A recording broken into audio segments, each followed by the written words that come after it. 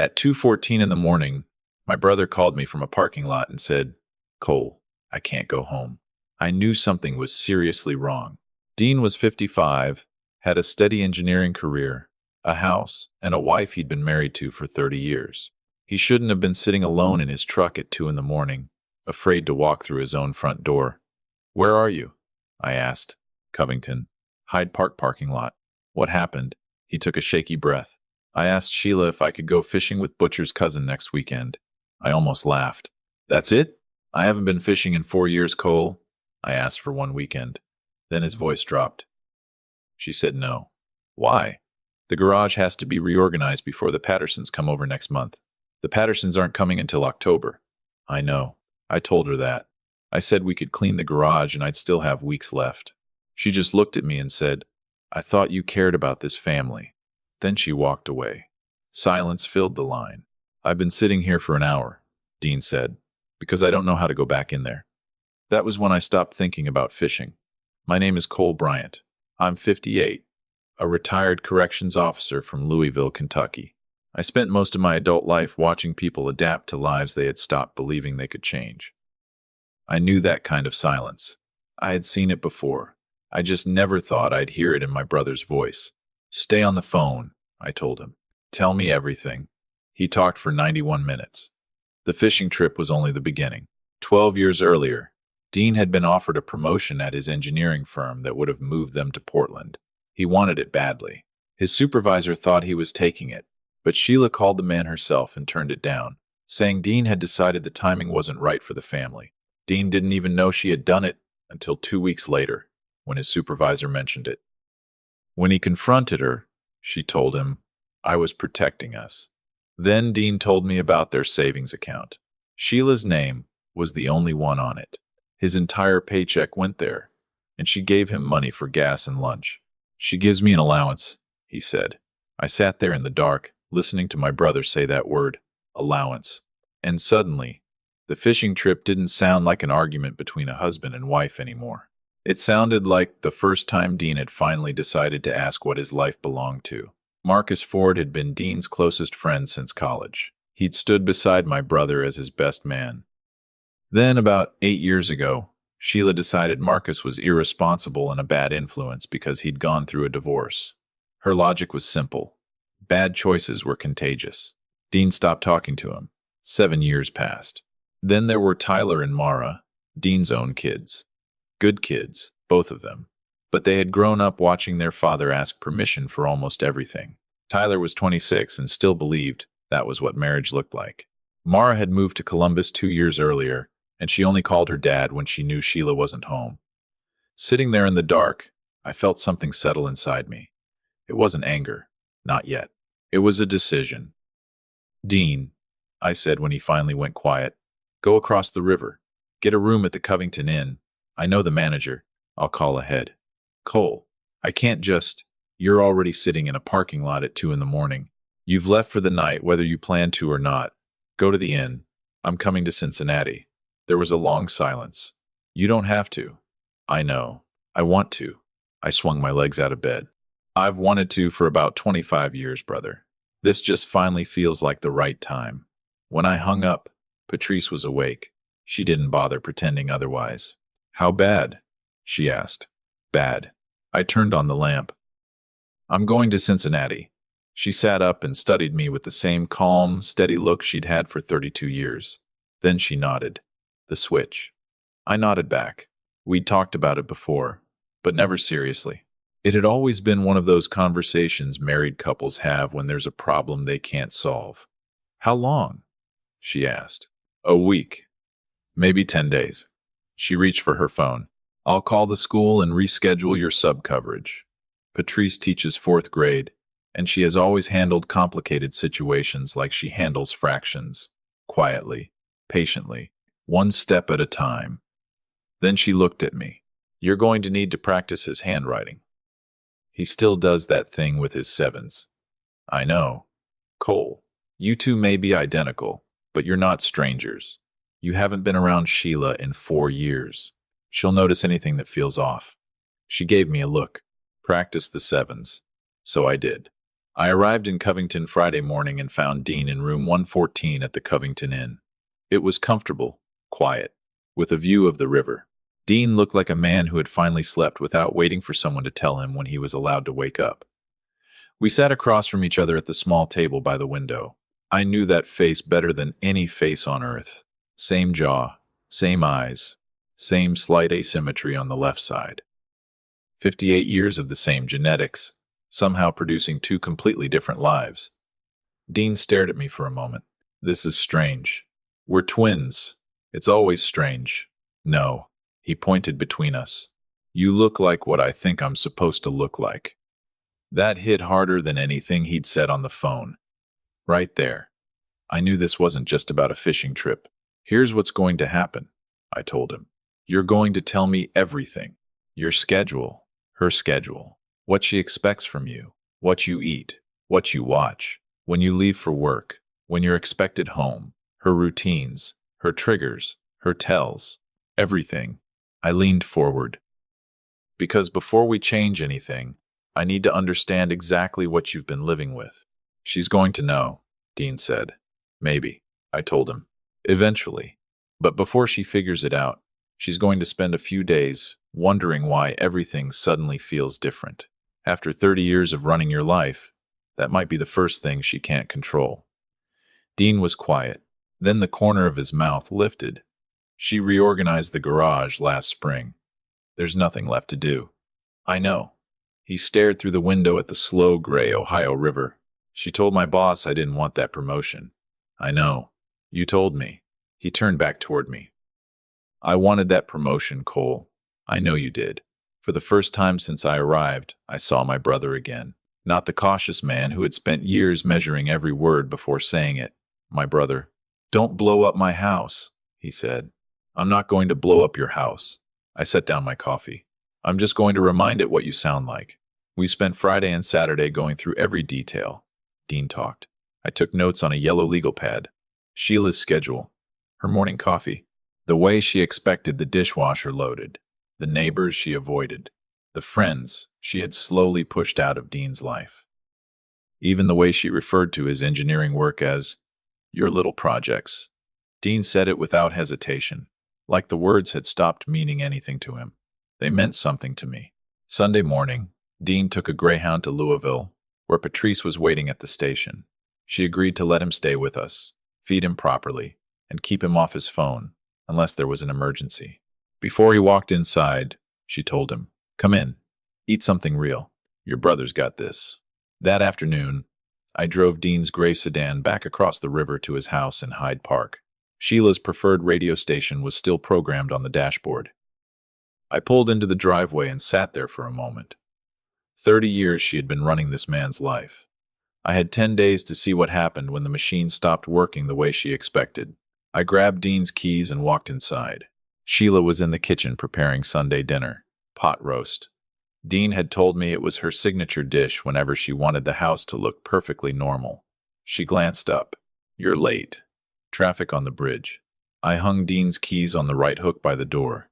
He had been very specific about that. Then I walked into the kitchen like I belonged there, because Dean had done it thousands of times. "The Pattersons confirmed for October 15th, Sheila said, still focused on the stove. "I told them we'd have dinner here. I need you to look at the garage this week. The shelving on the left has been loose for months. I'll take a look. Also, your mother called. You need to call her back." She called twice. I turned toward her. She still hadn't looked at me. She stood there, calm and composed, speaking with the quiet certainty of someone who had spent 30 years giving instructions and never expecting to be questioned. She had no idea that the man standing in her kitchen was not Dean. 25 years of watching people in institutions had taught me something. People who expect obedience rarely need eye contact. Instructions aren't invitations to negotiate. "I'll call her back," I said. Sheila gave a small nod and moved on.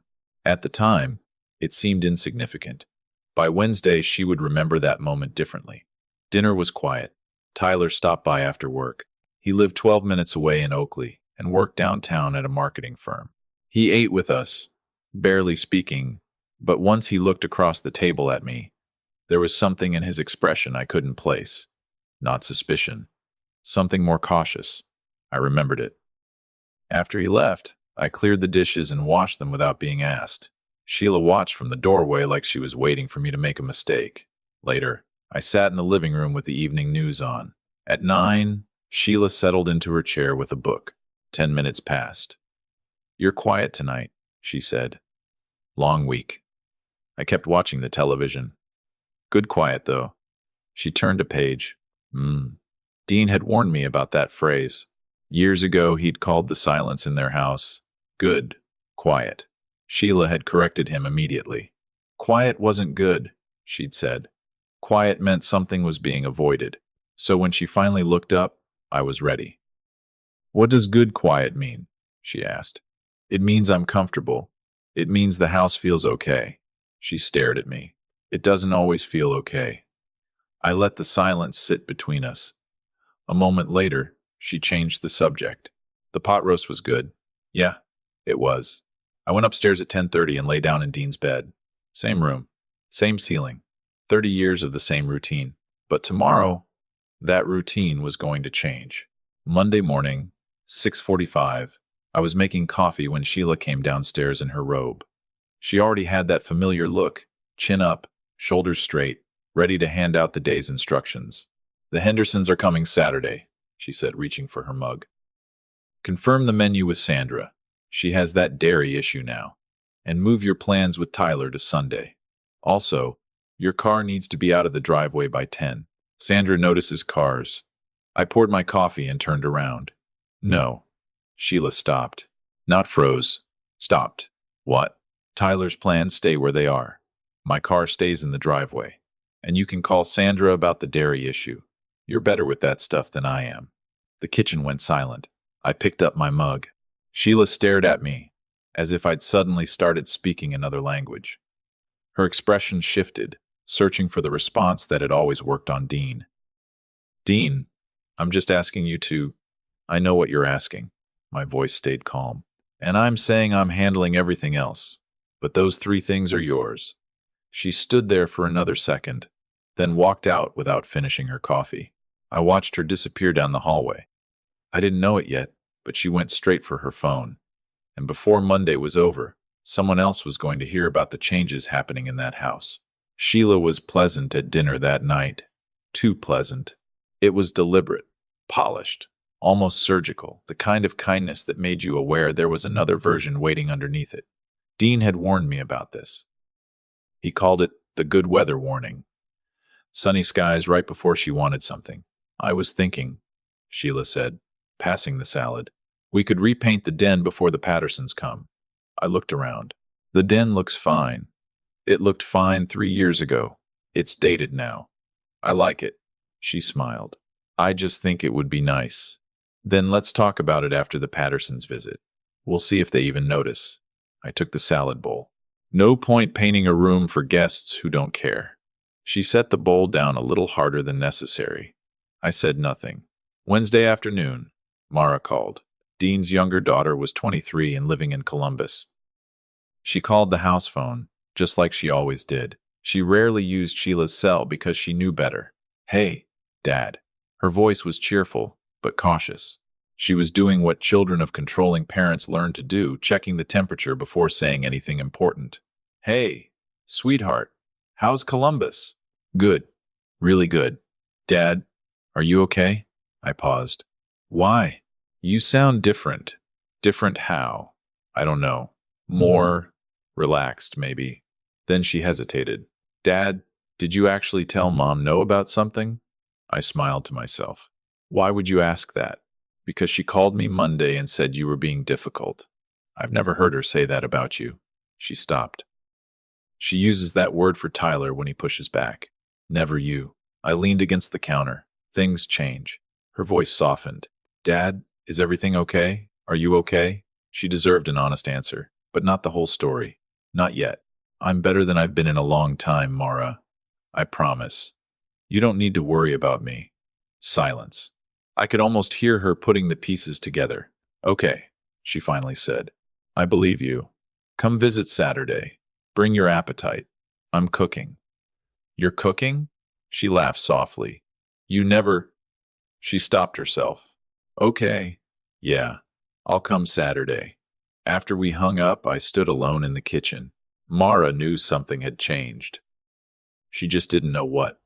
And her first reaction had been concern for her father, not anger at him. That told me more than any family history could. I texted Butch Keller in Louisville. How do you feel about driving to Cincinnati Saturday? His reply came 4 seconds later. Do I get to watch you do the thing? Yeah. When? Leaving Friday night. Thursday. Sheila called Roberta. I knew because Tyler told me. By then, Tyler had started dropping by more often. Monday. Wednesday. Now Thursday. He sat with me on the back porch while the September air cooled around us. She called Grandma Roberta, he said. She said you were going through something. Told Grandma she should probably check on you. He picked at the label on his bottle. Grandma called me afterward, asked if Dad seemed okay. I looked at him. What did you tell her? Tyler turned toward me, studying my face. He had that same careful expression I'd noticed at dinner. But this time, he wasn't just watching me. He was waiting for an answer. I told her, Dad seemed great, Tyler said. Honestly, the best I've seen him in years. We sat with that for a moment. Then he lowered his voice. Uncle Cole, I figured it out Monday night. I said nothing. You hold your coffee mug differently. Dad uses both hands. You hold it by the handle. I glanced at the mug in my hand. Tyler had been watching me for 3 days, 26 years old, and he had caught something I should have anticipated. How long have you known your dad needed something to change? I asked. Tyler looked toward the yard. A long time. Since I was about 12. He paused. Mom stopped Dad from coaching my Little League team because it conflicted with her book club. I lowered my mug. He coached 1 game, Tyler said. I still remember it. He was good. He was laughing. His voice softened. I don't remember the last time I saw Dad laugh without checking first to see if it was okay. That sentence stayed with me. I turned toward him. Tyler, don't tell your mother. Not yet. Can you do that? He looked straight at me. Uncle Cole, I've been keeping things from my mother since I was 12. I can manage a few more days. For the first time since this started, I knew I wasn't the only one who wanted Dean to have his life back. Friday morning, Sheila brought out the silence. Not ordinary quiet. The kind Dean had described as her most effective weapon. I'd spent 25 years around people who used silence to control a room, so I knew what she was doing. I made coffee, cooked breakfast, left her plate covered on the counter, then went into Dean's home office and worked on a crossword. At 11, Sheila appeared in the doorway. I don't understand what's happening with you. I looked up. What do you mean? You've been different since Sunday. You're not talking to me. I waited.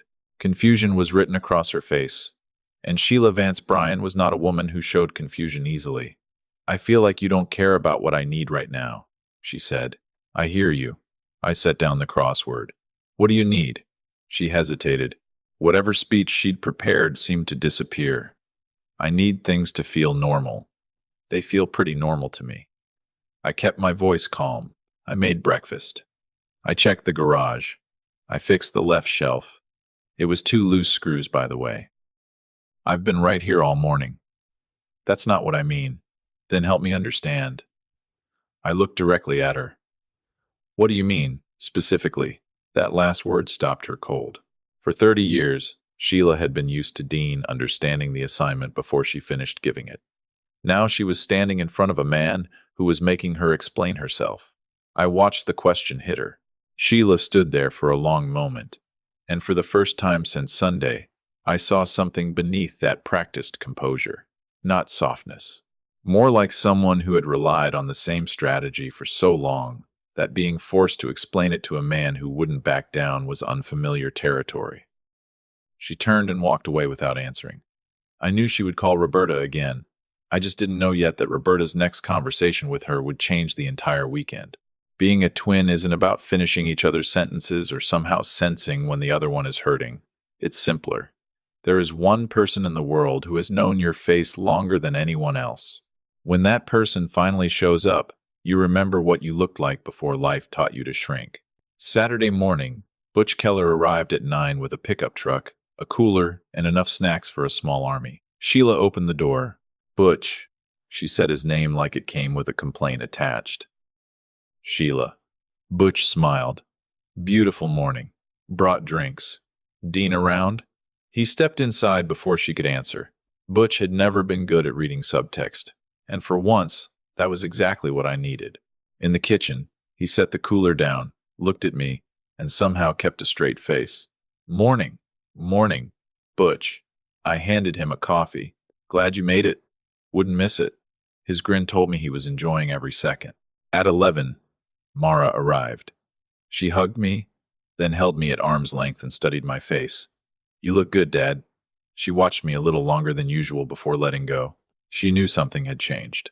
Maybe she didn't know what. Maybe she was choosing not to ask yet. Either way, she went to the kitchen and poured herself coffee. At noon, Marcus Ford arrived. 3 days earlier, I had called him pretending to be Dean. Marcus. It's Dean. There had been a long silence. I know it's been too long. I'm having some people over Saturday. I want you there. Another pause. Then his voice came quietly through the phone. Dean? Yeah, I'll be there. Marcus was 59 now, gray at the temples, heavier than the photos Dean had shown me. But his eyes were the same. He stared at me for several seconds when he walked through the door. Then he stepped forward and wrapped both arms around me. I let him. Whatever he thought he was hugging, that embrace belonged to my brother. 30 years of friendship had been erased because Sheila decided Marcus was a bad influence. Now, for the first time in 7 years, they were standing in the same house again. Man, Marcus said against my shoulder. I missed you. I know. I swallowed. Me too. Then, at 12:15, Sheila came down the stairs. She reached the bottom step, looked into the kitchen, and stopped. Butch was laughing. Mara was smiling. Marcus was standing beside me. For the first time in 30 years, people Sheila had pushed out of Dean's life were back inside her house, and every one of them was looking at me like I belonged there. Sheila stood at the bottom of the stairs, taking in the kitchen. Butch, Mara, Marcus, the food, the noise, the warmth. 4 different expressions crossed her face before she straightened and walked in. Marcus, Sheila. Marcus gave her a polite smile. I didn't know you were coming, she said. Dean invited me. He didn't explain himself. He didn't need to. Great to see you. Sheila looked at me. I met her eyes without flinching. I'm glad you're here, I said. Get yourself something to eat. At 1 o'clock, Roberta arrived. I hadn't invited her. Sheila had. That told me Sheila still wanted backup. Roberta Vance was 79, small and upright, with sharp eyes that missed very little. She kissed Sheila, stepped inside, and surveyed the room. When she saw me, she stopped. Dean. She reached for both my hands. I took them. She studied my face for a long second, the same way Tyler had earlier in the week. Only Roberta seemed to be much closer to the answer. Roberta. Glad you came. Been a good week, I added. She held my gaze another beat before moving into the kitchen. I didn't know it then, but that morning she had made a phone call that had nothing to do with Sheila. The afternoon settled into noise, food, and overlapping conversations. Marcus and Butch clicked immediately, trading stories as if they'd known each other for years. Tyler arrived around 2, walked through the door, saw Marcus, and stopped. Did someone actually invite? He caught himself, pulled out a chair, and sat down. Mara sat beside Roberta at the kitchen table, talking quietly. I couldn't hear them over the noise, but both of them kept glancing toward me. Sheila moved through the room, doing what she had always done, offering drinks, rearranging plates, steering conversations, making sure everything happened according to her plan. The difference was that nobody was waiting for her approval anymore. The room had changed. It wasn't built around keeping Sheila comfortable. It was built around Dean, the man she had spent years shrinking, now surrounded by people she had pushed away. At 3:15, I lifted my glass. To Dean, the room quieted. Wherever he is right now, and I know exactly where that is, this one's for you. Everyone raised their glasses. Even Sheila lifted hers, though I couldn't read the expression on her face. Then my phone buzzed. A text from Dean. I can hear them from here. Go get them, brother. I slipped the phone into my pocket and looked across the room. Roberta was watching me. Not exactly suspicious, something else. She had been studying me all afternoon, and now she looked like she had finally found the question she wanted to ask. Roberta's expression changed. It wasn't suspicion anymore. It was recognition, the look of someone who had seen the same face before and was quietly deciding what to do with what she knew. She set down her glass, stood, and walked toward me. Walk with me. We stepped onto the back porch as the September afternoon cooled around us. Roberta looked across the yard. You're not Dean. I said nothing. You're Cole. I knew the moment you took my hands at the door. I frowned. How? Dean always hugs me. He never takes my hands. She paused. You did because you didn't know. I leaned against the railing. Another detail I'd missed. Are you going to say something? I asked. Roberta stared at the yard. My husband ran our house for 41 years. Same methods. Different name. Her voice was no longer careful. It was tired. I watched Sheila learn it. I thought she was becoming strong. I thought she was protecting herself. She shook her head. I didn't understand what she was learning until it was too late. She turned toward me. She learned it from me. The words landed harder than I expected. I taught her how to keep someone from leaving, how to make sure they stayed. She looked down at her hands. My husband died 12 years ago. We were together for 41 years, and I don't know if he was ever happy. I've never let myself ask that question. Not until today. She looked back through the window at Sheila. Watching my daughter do the same thing to your brother made it impossible not to. I thought about what to say. She loves him. I know. Roberta's voice cracked slightly. That's the worst part. So did I. For a moment, neither of us spoke. This wasn't revenge anymore. It was a pattern that had survived 2 generations because nobody had stopped long enough to name it. Will you talk to her? I asked.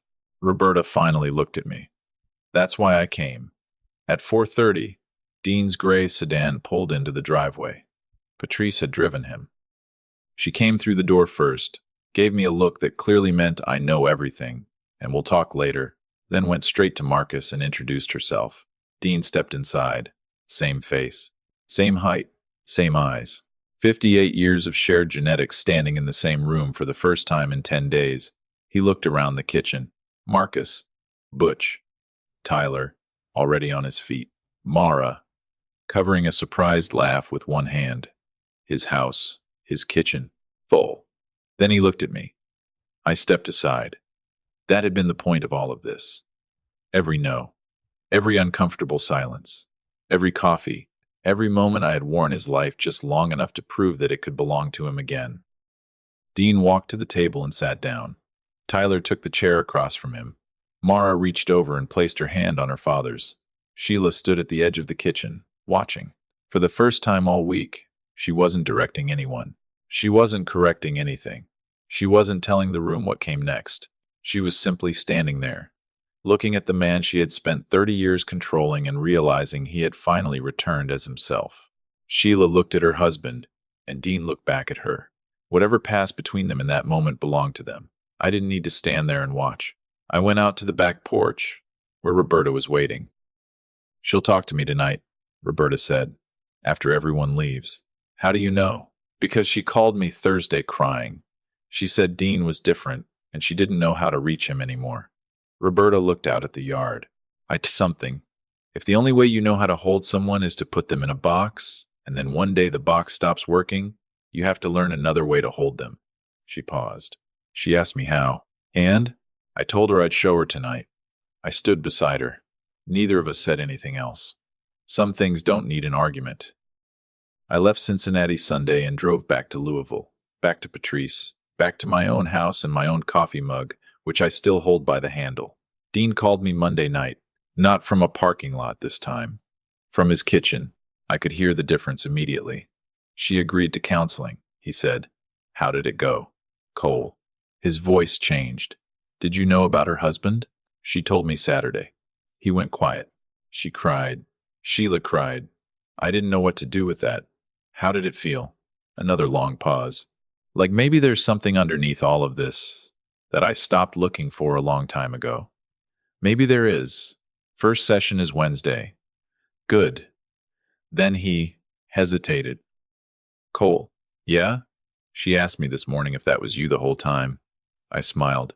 What did you tell her? I told her yes. Silence. And? She was quiet for a while. Then she said something I can't stop thinking about. What? She said. He was the first person in 30 years who looked me in the eye and waited for an actual answer. I leaned back in my chair. That's something. Yeah, Dean said quietly. I think so too. Later that week, Marcus called Dean. They talked for 2 hours. Now they have a standing dinner on the first Saturday of every month in Hyde Park. I've made it to 2 of them.